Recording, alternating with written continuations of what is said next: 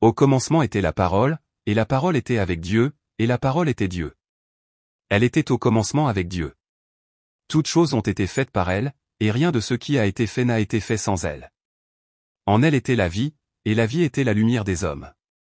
La lumière luit dans les ténèbres, et les ténèbres ne l'ont point reçue. Il y eut un homme envoyé de Dieu, son nom était Jean. Il vint pour servir de témoin, pour rendre témoignage à la lumière, afin que tous crussent par lui. Il n'était pas la lumière, mais il parut pour rendre témoignage à la lumière. Cette lumière était la véritable lumière, qui, en venant dans le monde, éclaire tout homme. Elle était dans le monde, et le monde a été fait par elle, et le monde ne l'a point connue. Elle est venue chez les siens, et les siens ne l'ont point reçue. Mais à tous ceux qui l'ont reçue, à ceux qui croient en son nom, elle a donné le pouvoir de devenir enfants de Dieu, lesquels sont nés. Non du sang, ni de la volonté de la chair, ni de la volonté de l'homme, mais de Dieu. Et la parole a été faite chair, et elle a habité parmi nous, pleine de grâce et de vérité, et nous avons contemplé sa gloire, une gloire comme la gloire du Fils unique venu du Père. Jean lui a rendu témoignage, et s'est écrié, c'est celui dont j'ai dit, celui qui vient après moi m'a précédé, car il était avant moi. Et nous avons tous reçu de sa plénitude, et grâce pour grâce. Car la loi a été donnée par Moïse, la grâce et la vérité sont venues par Jésus-Christ. Personne n'a jamais vu Dieu, le Fils unique, qui est dans le sein du Père, et celui qui l'a fait connaître. Voici le témoignage de Jean, lorsque les Juifs envoyèrent de Jérusalem des sacrificateurs et des Lévites, pour lui demander, « Toi, qui es-tu » Il déclara, et ne le nia point, il déclara qu'il n'était pas le Christ. Et ils lui demandèrent, « Quoi donc ? Es-tu Élie » Et il dit, « Je ne le suis point. » « Es-tu le prophète » Et il répondit, « Non. » Ils lui dirent alors, « Qui es-tu » afin que nous donnions une réponse à ceux qui nous ont envoyés. « Que dis-tu de toi-même » Moi, dit-il, je suis la voix de celui qui crie dans le désert, aplanissez le chemin du Seigneur, comme a dit Ésaïe, le prophète. Ceux qui avaient été envoyés étaient des pharisiens. Ils lui firent encore cette question, « Pourquoi donc baptises-tu, si tu n'es pas le Christ, ni Élie, ni le prophète » Jean leur répondit, « Moi, je baptise d'eau, mais au milieu de vous il y a quelqu'un que vous ne connaissez pas, qui vient après moi. Je ne suis pas digne de délier la courroie de ses souliers. » Ces choses se passèrent à Béthanie, au-delà du Jourdain, où Jean baptisait. Le lendemain, il vit Jésus venant à lui, et il dit, « Voici l'agneau de Dieu, qui ôte le péché du monde.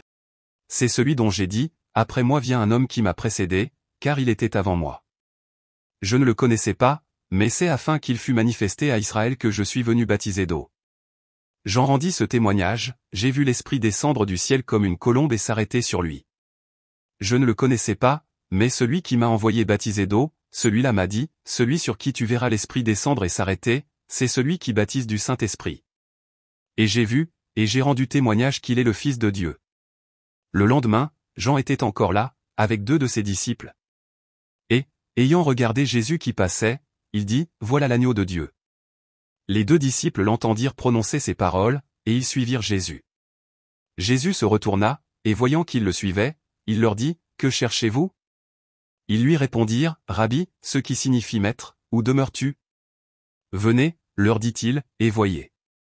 Ils allèrent, et ils virent où il demeurait, et ils restèrent auprès de lui ce jour-là. C'était environ la 10e heure. André, frère de Simon-Pierre, était l'un des 2 qui avaient entendu les paroles de Jean, et qui avait suivi Jésus. Ce fut lui qui rencontra le premier son frère Simon, et il lui dit, nous avons trouvé le Messie, ce qui signifie Christ.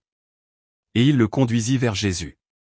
Jésus, l'ayant regardé, dit, tu es Simon, fils de Jonas, tu seras appelé Cépha, ce qui signifie Pierre. Philippe était de Bethsaïda, de la ville d'André et de Pierre. Philippe rencontra Nathanaël, et lui dit, nous avons trouvé celui de qui Moïse a écrit dans la loi et dont les prophètes ont parlé, Jésus de Nazareth, fils de Joseph. Nathanaël lui dit, peut-il venir de Nazareth quelque chose de bon ? Philippe lui répondit, viens, et vois.